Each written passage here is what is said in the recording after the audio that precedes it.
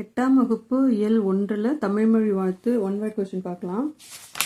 பாருங்க, சரியான விடையை தேர்ந்தெடுத்து எழுதுக. ஃபர்ஸ்ட் கொஸ்டின், மக்கள் வாழும் நிலப்பகுதியை குறிக்கும் சொல். இது என்னன்னா வைப்பு. செகண்ட் ஒன், என்றென்றும் என்னும் சொல்லை பிரித்து எழுத கிடைப்பது. என்று கூட்டல் என்றும். வானம் அளந்தது என்னும் சொல்லை பிரித்து எழுத கிடைப்பது. வானம் கூட்டல் அளந்தது. அறிந்தது பிளஸ் அனைத்தும் என்பதனை சேர்த்தெழுத கிடைக்கும் சொல் அறிந்ததனைத்தும். வானம் கூட்டல் அறிந்த என்பதை சேர்த்தெழுத கிடைக்கும் சொல் வானம் அறிந்த. தமிழ்மொழி மரபோட சரியான விடையை பார்க்கலாம். பறவைகள் டேஷ் பறந்து செல்கின்றன. விசும்பில். விசும்புன்னா வானம், வானத்துல தானே பறந்து போகும், அதனால விசும்பில். இயற்கையை போற்றுதல் தமிழர் மரபு.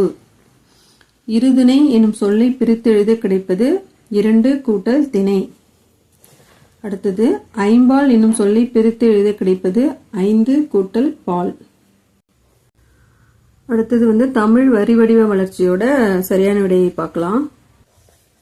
பாருங்க, தமிழ் எழுத்துக்கள் இப்போதுள்ள நிலையான வடிவத்தை பெற டேஷ் காரணமாக அமைந்தது.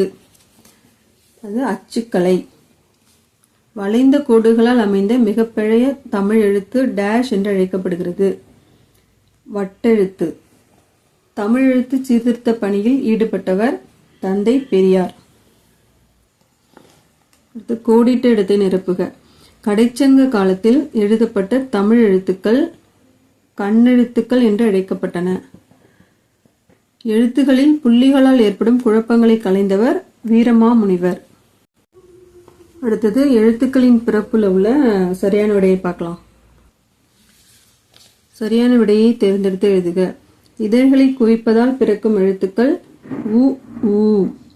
ஆயுத எழுத்து பிறக்கும் இடம் தலை, கழுத்து கிடையாது, தலை. வல்லின எழுத்துக்கள் பிறக்கும் இடம் மார்பு. நாவின் நுனி அன்னத்தின் நுனியை பொருத்துவதால் பிறக்கும் எழுத்துக்கள் இட் இன். கீழிதழும் மேல்வாய்ப்பல்லும் இணைவதால் பிறக்கும் எழுத்து இவ். அடுத்தது, பொருத்துக பாருங்க. இக் இங். நாவின் முதல் அன்னத்தின் அடி இச் இஞ்ச். நாவின் இடை அன்னத்தின் இடை இட் இன். நாவின் நுனி அன்னத்தின் நுனி இத் இந்த். நாவின் நுனி மேல்வாய்ப்பல்லின் அடி. சரியான மரபு சொல்லை தேர்ந்தெடுத்து எழுதுக. கோழி கூவும் கொக்கரிக்கும் இருக்கு, இதுல கோழி கொக்கரிக்கும். பால் பருகு.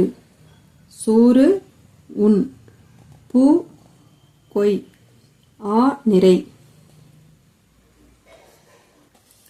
இது பாருங்க, சொற்களை ஒழுங்குபடுத்தி முறையான தொடராக்குக. அதில் ஒன்று வட்டெழுத்து எனப்படும் தமிழ் கோடுகளால் வளைந்து அமைந்த எழுத்து. இது மாற்றி மாற்றி கொடுத்துருக்காங்க, நம்ம கரெக்டாக எழுதணும். அப்படின்னா இதுதான் ஃபர்ஸ்ட். வளைந்த கோடுகளால் அமைந்த தமிழ் எழுத்து வட்டெழுத்து எனப்படும். புரியுதா? வளைந்த கோடுகளால் அமைந்த தமிழ் எழுத்து வட்டெழுத்து எனப்படும். அடுத்தது, உலகம் தமிழ்மொழி வாழட்டும் உள்ளவரையிலும். இது என்ன, ஈஸி தான் இது. உலகம் உள்ளவரையிலும் தமிழ்மொழி வாழட்டும். அடுத்தது, வென்றதை பரணி பகைவரை ஆகும் பாடும் இலக்கியம். ஏன்னா பகைவரை வென்றதை பாடும்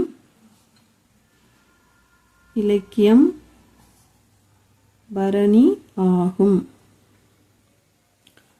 அடுத்தது, கழுத்து பிறக்குமிடம் உயிரெழுத்தாகும். இல்லைன்னா உயிரெழுத்து பிறக்கும் இடம் கழுத்து ஆகும். ஏகலை கலையை அம்புவிடும் தமிழ் என்றது. இதுல அம்புவிடும் கலையை ஏகலை என்றது தமிழ்.